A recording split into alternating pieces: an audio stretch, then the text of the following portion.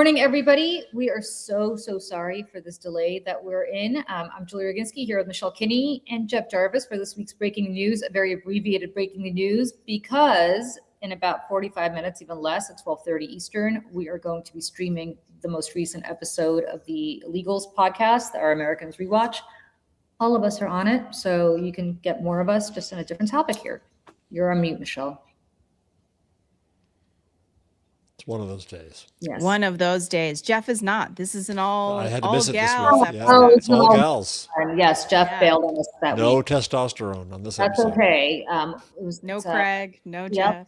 Nope. All women all the time, which is okay too. But so Jeff, we will have to get a lot of Jeff Jarvis in now so that people get their fill before we go to the all women. Never a challenge. Yes. You guys, before we do anything else, we need to talk about the debacle, or as my husband mispronounces it, debacle, of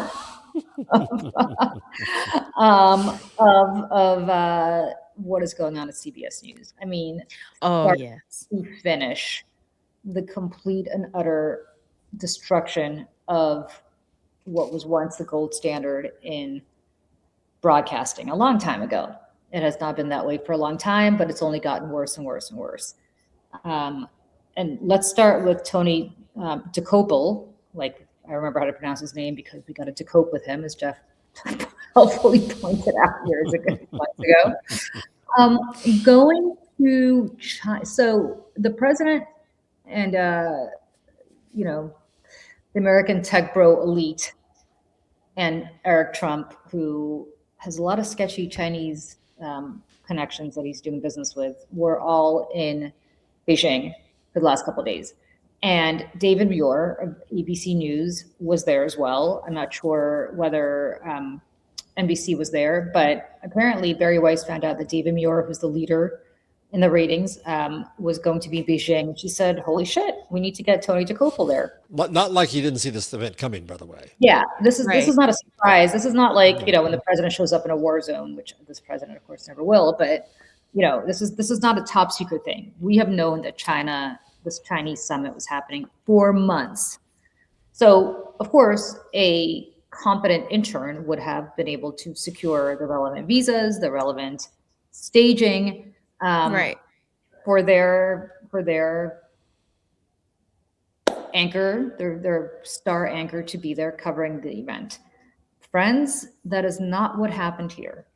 Tony debacle they didn't organize in time to get him a visa to China.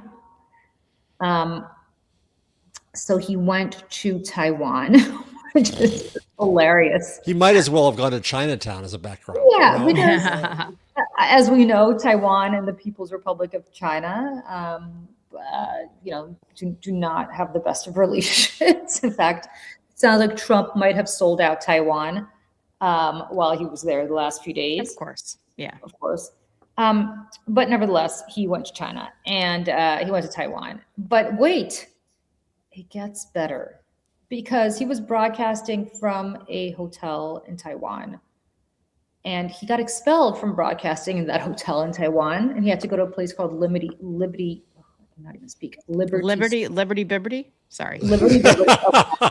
By the way, I also will watch MSNBC. Ever buy those. I don't care if I have to go without insurance. I'd rather go without insurance than reward Liberty Mutual for those commercials. But anyway, he went to Liberty Square in Taiwan because the hotel said, oh, no, you can't broadcast from here. That's too political. We don't want to get involved in politics. I mean, this all came about, because Barry Weiss has zero broadcasting experience, as you point out, Michelle, all the time. She actually doesn't. She doesn't own a TV. But the other thing is, she fired the woman in London who's in charge of CBS's international broadcasting because she did not agree with her views on Israel, and replaced her with some woman who was more to her taste with respect to Israel. And of course, I don't know what that woman was doing, but regardless, it didn't happen. It did not happen. So then the cloud continues, because when he was doing, I think it was the second night presentation, there was a thud And I have the video. someone got ill, and you'll see the video. No, everyone's okay, so we can laugh. Yeah, he's okay. The CBS says he's okay, recovering. Yeah, CBS. And finally tonight from Taiwan, as President Trump and China prepare to meet, you will hear a lot about American decline and the rise of a powerful new China. The Chinese certainly, is he okay? We're going to take a quick break. We have a medical emergency here. We're calling a doctor. Notice the generic Chinese B-roll.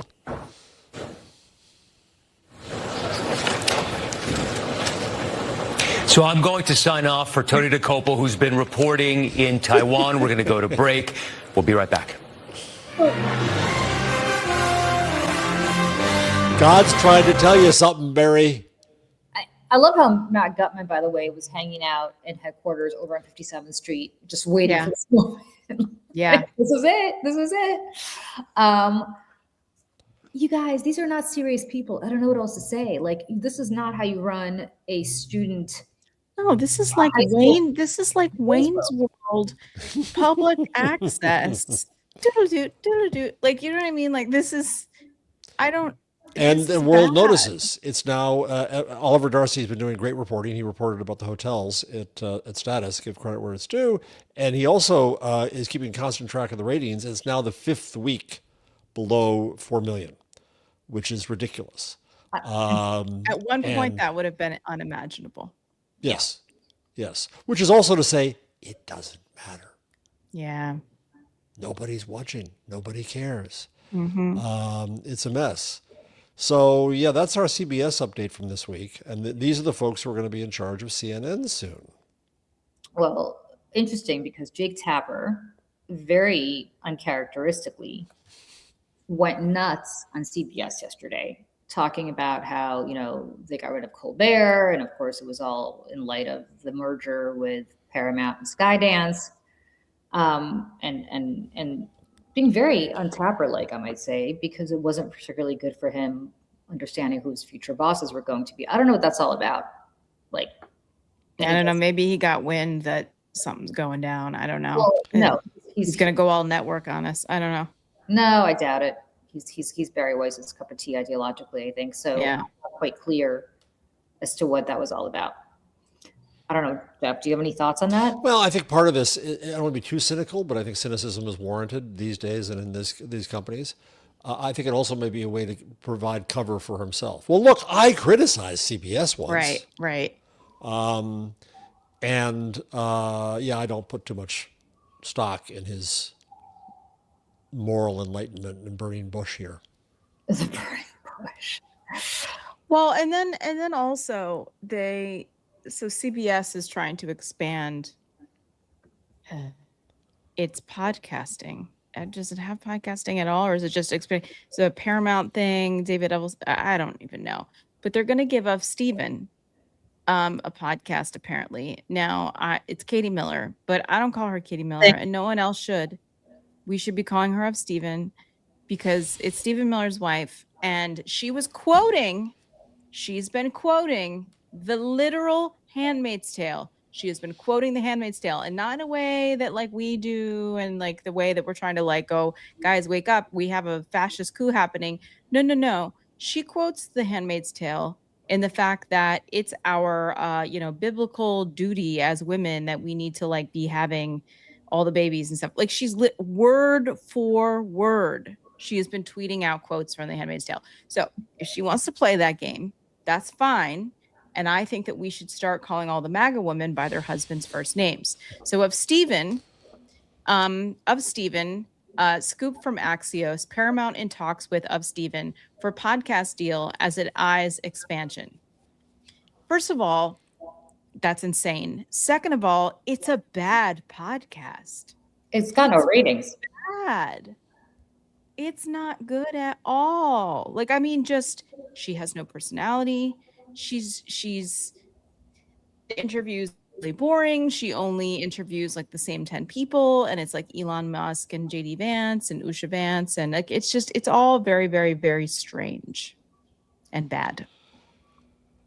Yeah, and the Axios is driving me more crazy by the day every time Van de Heye appears on Morning Joe with his AI panic. To call this an expansion for Paramount, Yeah. call it what it is. It's a Yeah. bribe.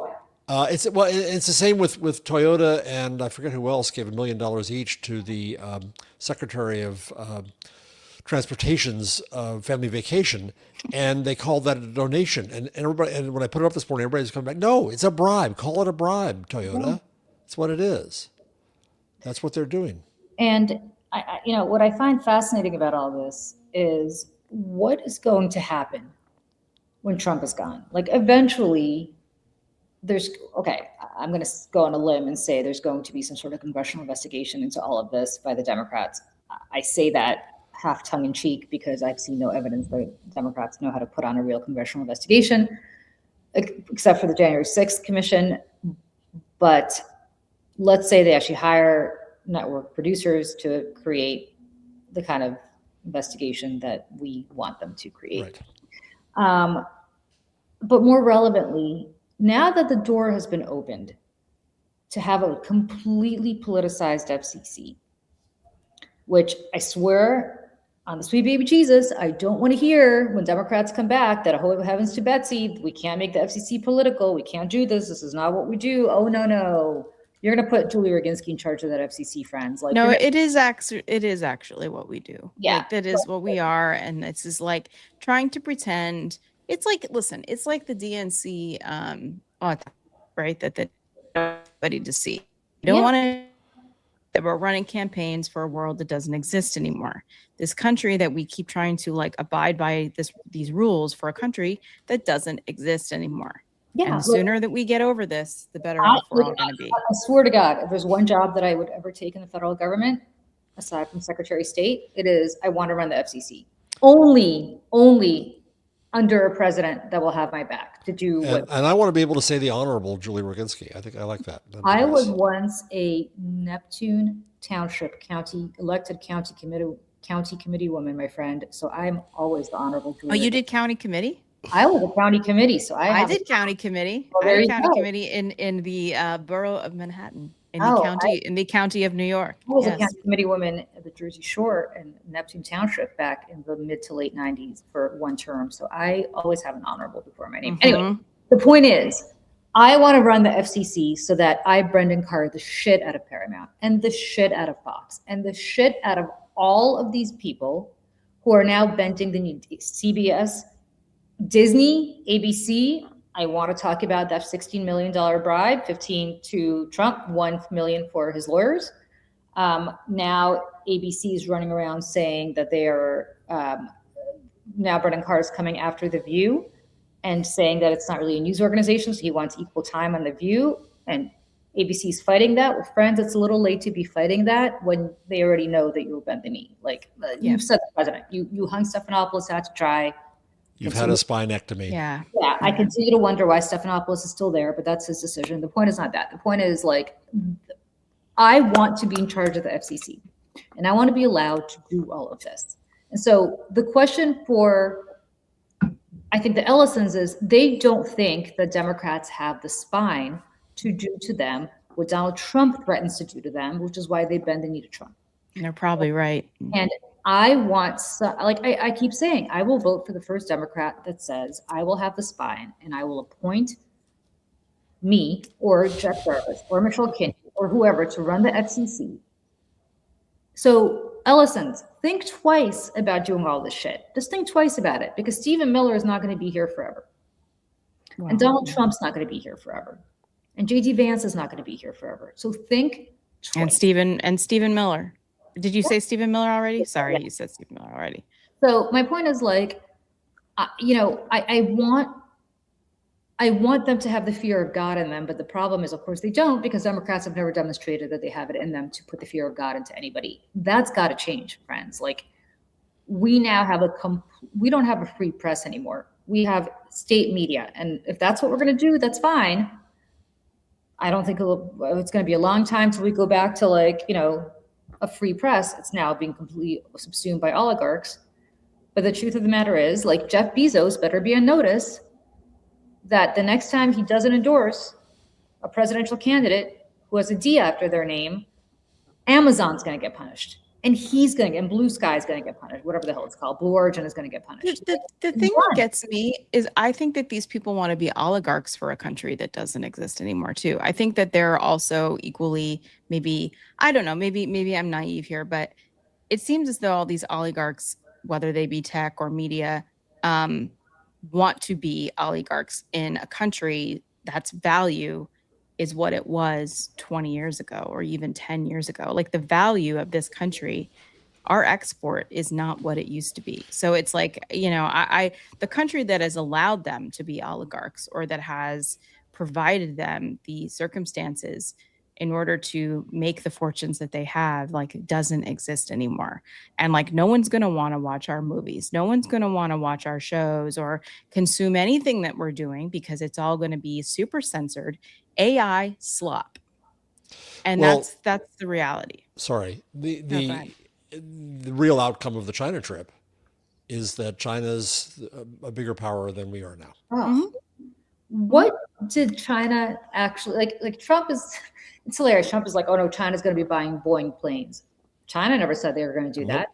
Nothing, China wants the Strait of Hormuz open. Friends, Chinese ships are going through the Strait of Hormuz. That's the funny part. We have placed apparently an embargo on ships going through the Strait of Hormuz because we don't want Iranian ships going through. Iran's letting Chinese ships go through. Mm-hmm. So China's okay. China's okay. China has cut a deal with Canada for trade. Canada's about to, I think Canada will within the next 5 years join the EU. Yeah. China is cutting deals with the EU. Yep. We have become the odd man out. And we used to lecture the Chinese about joining the community of nations, about living in a democratic with a small d world and being a force for good.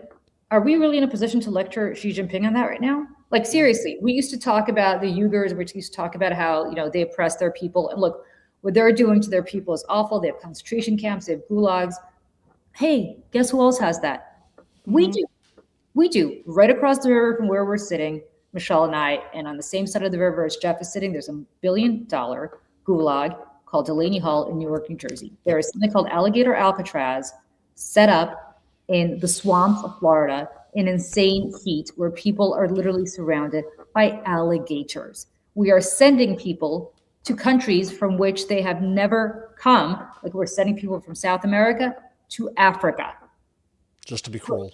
Just to be cruel. If we're not sending them to a concentration camp in El Salvador where they're anally probed with rods and God knows what else is happening to them. And one of the men who's responsible for the policy, his wife is being given a podcast deal by Paramount, CBS. By Paramount. So Stephen Miller is making whatever limited amount of money he's making as a public official while his wife is cashing in on being his wife. Mm-hmm. In the same way. Yeah. I mean, the worst bribery and grift of the week, I think, is the deal that's going to be made by the Justice Department. I know this is off media. The IRS thing. Yeah. But there too, it's a media story insofar as where's the outrage? Yeah. Where is that is the worst corruption in American history. It is a direct payment from the government to the head of the government and letting off himself and his family members and companies from prosecution for what we know is corrupt acts. So I wrote a story today. We're way off topic here, but I don't normally talk about how people should read this, but please read this. About how Eric Trump accompanied his father to China and about the links between the Trump family, the Chinese Communist Party, and a spy master in the United Arab Emirates who now has acquired 49% of World Liberty Financial, and how his companies are being run by a man of Chinese origin who is very clearly connected to Chinese intelligence and to UAE intelligence.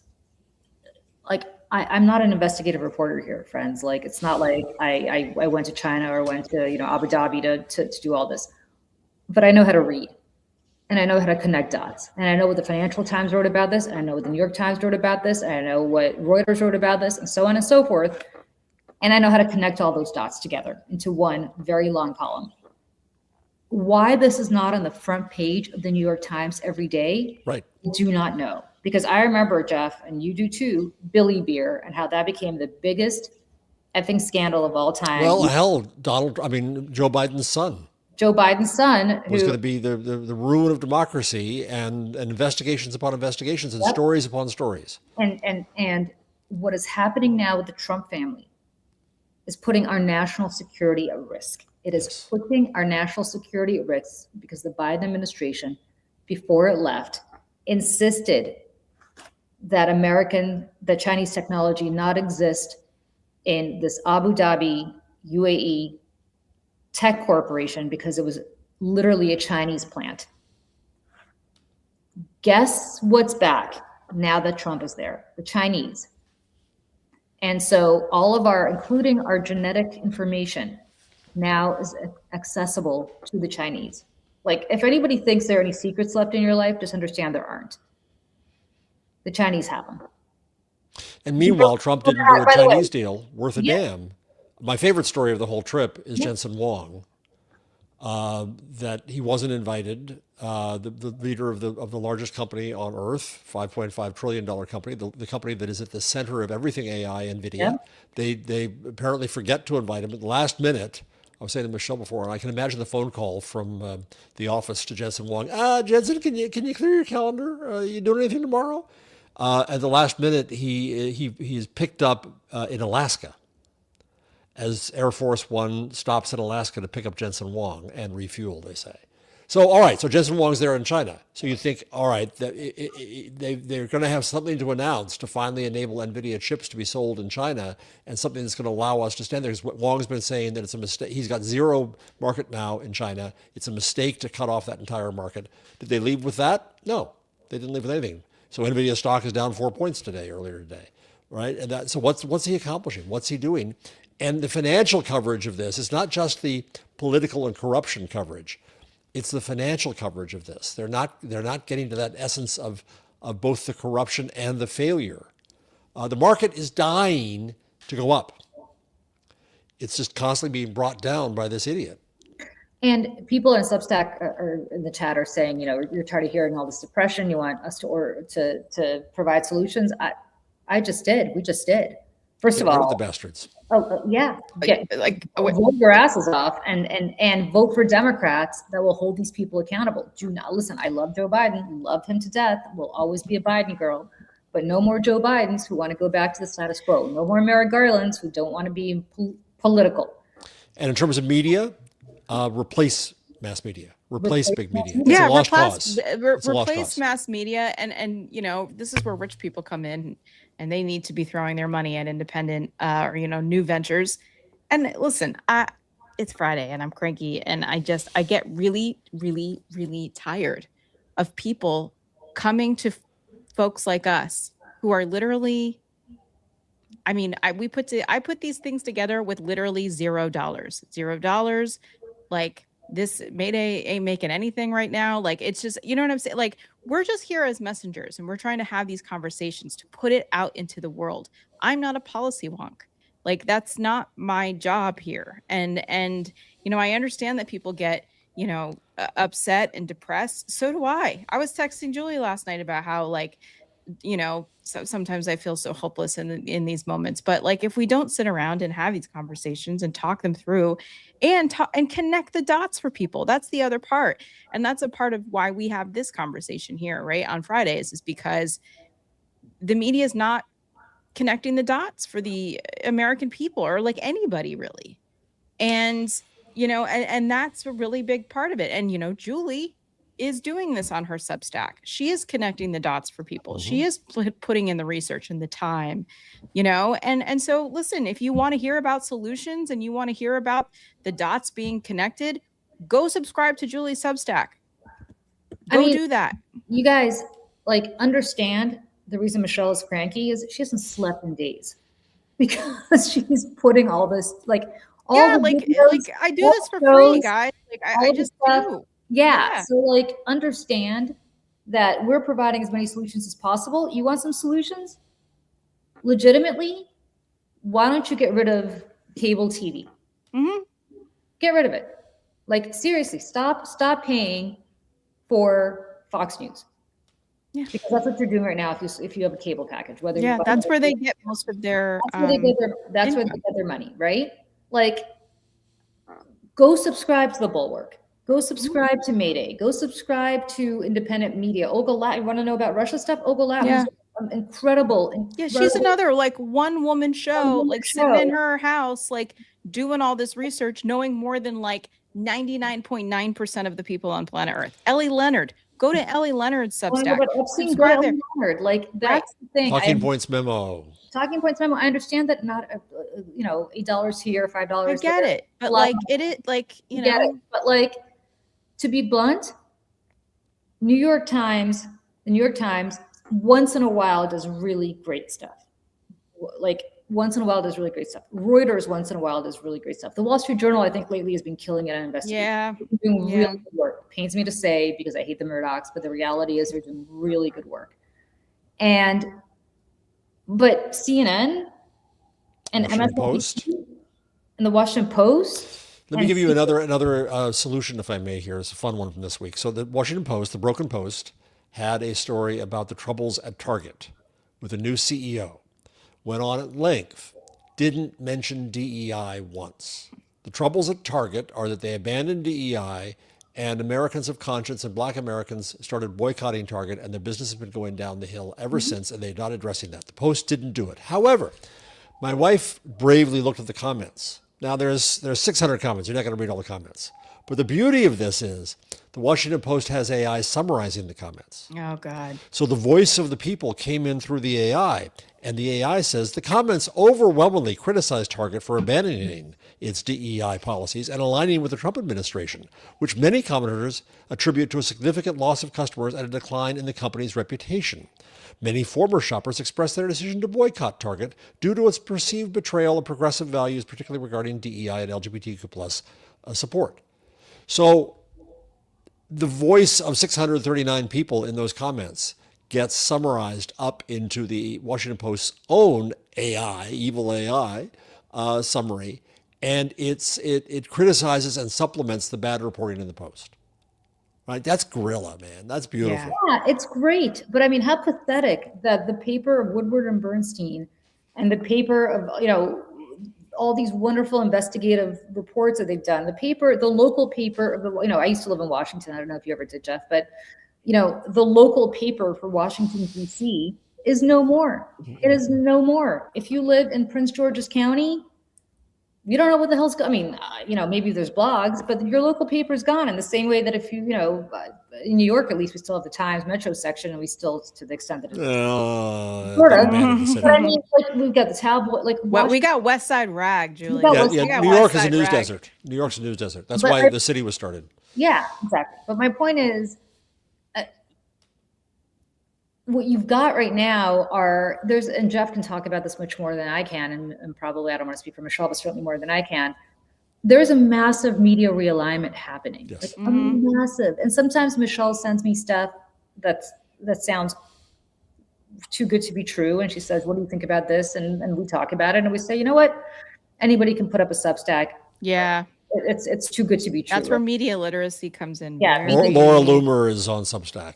I got a press release email this week touting Laura Loomer. From who? Does she have a PR person? I guess so. Yeah. That crazy bitch. Well, I'd love to know who her PR. Like, you block me on Twitter. who's her PR? Like, actually, Jeff, I'd love to know who's doing her PR, because that person needs to be named and shamed. Right? Yeah. Like, there's no amount of money. I do PR for a living. Nope. Let's see here. Andrew Moore at Narrative Public Affairs. Okay. Breaking. Loomer rumor launches with exclusive independent reporting. Rumor. Well, if it is a rumor, that's okay. So we got Laura Loomer, who, by the way, there's a really interesting, I believe it's The Daily. Is it The Daily? I can't remember. I'll look it up. Somebody did a podcast interview with Laura Loomer, and I found it extremely fascinating. The power that she has over MAGA world and of Donald Trump and everyone in his orbit, because everyone is terrified of her. But on the other side, and God knows what her relationship is with Donald Trump. I don't think I want to know. But on the other side of that, there is that young woman, you know, the woman who's got the binders and would leave him the love notes and things. Do you remember that story? She apparently is still in the White House, and people around Donald Trump are very, very angry because she is somehow with him in the middle of the night, allowing him to do these crazy Truth Social rants. The Wall Street Journal did very good reporting where they went through all of his crazy rants and explained how she feeds him stuff in the middle of the night. Yep. And so, you know, it's very strange that we have two young women kind of just like enabling, and at least on Laura Loomer's part, like benefiting financially in ways that I cannot. I mean, how many people do you think are subscribed to her Substack? You can look. A lot. Right. Yeah. Probably a lot. They're very dedicated viewers. And so it's a new Substack newsletter dedicated to exposing the stories, political maneuvering, and personal shakeups the corporate press refuses to cover. So look, here's the reality. You've got the Free Press, which is the #1 best-selling Substack right now, which is Barry Weiss, right? Just what we need. Yeah. The point is, I don't mind that. Like, God bless. You know, people are like, why are you on Substack? There are, you know, crazy Nazis and stuff. Like, I'm kind of a free speech person. Like, you want to put shit up on Substack, like you want a Substack, Laura Loomer wants to be on Substack, great. The only thing I would say is have the media literacy to understand that if somebody is not linking to credible news sources in their writing, then they're probably making shit up. Like, again, I was up till 3 a.m. This is why, you know, I literally got on camera, looked at myself and said, holy shit, I need a baseball hat. But like, you know, this is me rolling out of bed basically to do this. But I was up till 3 a.m. writing this almost 3,000 word piece, plus texting with Michelle about stuff, plus whatever else I had to deal with. That was deeply researched and had links to everything. Otherwise, I would have sounded like a crazy person saying, Trump's connection between the spy chief in the UAE and the Chinese Communist Party. Like this sounds nutso, right? And what you have to say, but that's what you have to do. You have to you have to like, Laura Loomer is going to say crazy shit that sounds plausible. Unless she links to credible news sources and not to like Breitbart, it's not. Well, and this is where I'm like deeply cynical, because I feel like the media literacy part of this on either side of the aisle, the middle, the left, the right, everywhere, it's just, it could do us a whole lot of good. But, and I say this for people on the left too, and people aren't going to want to hear it, and I don't really care. There is a rejection of it almost, because people want to read the things that make them feel good, or the things that give them positive reinforcement into their points of view. And I see it on Blue Sky. I see it on Substack. I see people, they're like mobs of people who don't want to agree with the thing that you're saying that might be practical or might be unpopular. And the comment section blows up because people don't want to hear it, because, you know, whether it be true or not, it doesn't maybe align with Johnny saying in the chat, confirmation bias. Absolutely. Yep. And that really, it worries me in a way that I wonder if we're past the point of media literacy, even making a dent, or people even wanting to embrace being able to do better. Michelle, on the other hand, so I spoke to the Basking Ridge Democrats last night at the library. I was not much of a draw. There was a small crowd, but it's fine. And one of the people in the discussion talked about how everything is now equal in comments. And what people I hear again and again is they want curation, they want judgment, they want to know who's an expert, they want to know who knows what they're talking about, who's credentialed, who has authority. In my last book, I went down a wonderful rabbit hole about asking what happened before there was print. How did people and print when it first came out was not trusted, because anybody can make a pamphlet, like anybody can make a Blue Sky post. And it took time for the institutions of editing and publishing to come along to imbue print with authority. So before that, what happened? There were social status structures to decide authority, and it was called fama. F-A-M-A. In Latin, it means, it is said, it's the roots of fame and infamy. And you cared about maintaining your fama. If you were the person who created a story, a story, that is to say something was being repeated, or spread it, or were the subject of it, or the object of it, you cared about your reputation. And when you were shown to be full of crap, it affected your fama. And so we're back in that state right now where we all have to judge. You can call it media literacy, you can call it news literacy, but it's a social structure of judging because the institutions that we had are not up to the scale. First, just in terms of the scale of speech is so much more, but also, again, we go to the failures of those institutions we did trust. So 2 headlines that drove me nuts this week. The New York Times, the Broken Times, on Duffy's little road trip, prompts ethical concerns. That's as strong as they'll get. Oh my God. And then the other great one was when Trump said he didn't give a flying fuck about America's financial situation. Well, for everybody, the Times said Trump tuned out to Americans' financial needs? ? A remark suggests yes.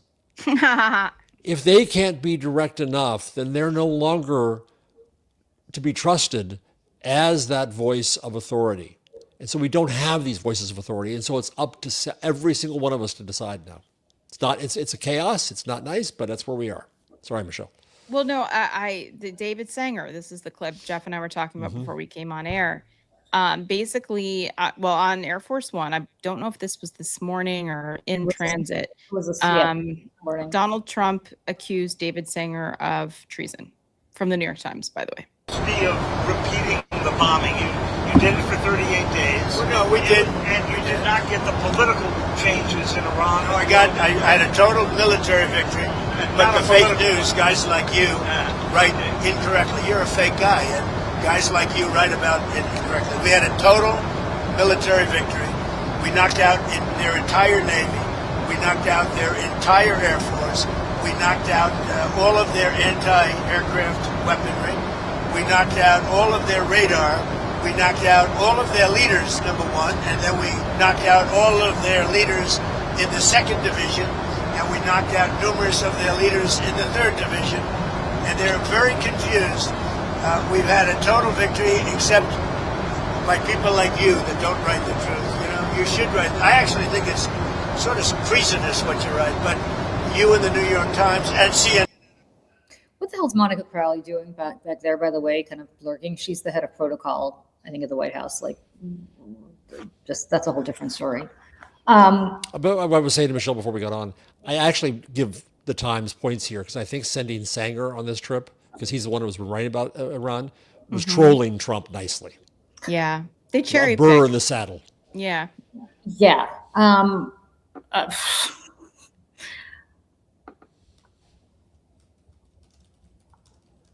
Look, I gotta say this. Sanger's a good reporter. I think he is.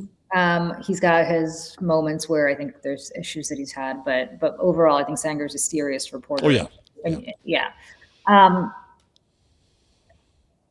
We also should note that he once again called a female reporter stupid on this trip, and the personal insults only come at women. Yeah, and nobody says anything. They all just stand around and everybody just stands around. Yeah. So that's one. And then two, of course, if you notice, there were no women at the big summit between the Chinese and the Americans. Zero women. Zero. There's a picture of a huge table with 40 men sitting on both sides, the Chinese side and the American side, and it is all men, 100% men. It looks like a shot out of Gilead. Meanwhile, Musk brought his son. So there's a kid there, but there's not women there. Good. By the way, my most fun visual before the banquet started was Musk sitting there alone. Nobody wants to talk to. He's at the lunch table. Nobody wants to talk to him because he's a dork. And let me just say this. And by the way, the second biggest Tesla manufacturing factory is right outside Shanghai. So Elon Musk has a massive vested interest in better relationships with China. So that's one. Two is, if you look at the New York Times homepage right now, this is one of the headlines. Trump touts, quote unquote, fantastic trade deals with China, but details are scarce. No, it's not that details are scarce, my friends, at the Times, right headlines. It's that They don't exist. It's a lie. That is a lie. That's how you write that headline. The real way to write that headline is Trump touts fantastic trade deals with China, but they don't exist. Right? Because it's not that details are scarce. If There's no evidence, there's no receipts, there's no reporting that says that's true. So say so. Yeah, and we got to go because we in 1 minute are going live. Please stick around with our awesome. Yeah, jump off of this and go right to watch episode 8. And then Michelle, you have something to add. I do. I want to wish my mother a happy birthday. Oh. Happy birthday, the big 7-6. The big 7-6 for Mama Kins. My dad's birthday was on Monday. Jacqueline, my sister-in-law's birthday, was on Tuesday. Mom's birthday's today. My grandfather would have been 102 yesterday. Big birthday week. So happy birthday to Mom. Hope you enjoyed all of your flower shopping this morning. So happy birthday, Mrs. Kinney. Yeah. Lots of love to you and to Mr. Kinney for the other day, and Jacqueline, and to the grandfather, wherever he may be. And I am deeply sorry that we had to do the very abbreviated version of this. We got to go. We will see you here next week. I will have a surprise on my lap next week, hopefully, when we do the show. Barking? Very excited. Very excited. Very excited. It's not a baby. No, it's not. And Julie and I will be in the chats on Substack and on YouTube, but we hope you'll stay on YouTube to watch the illegals with us. So bye everybody. Bye everyone.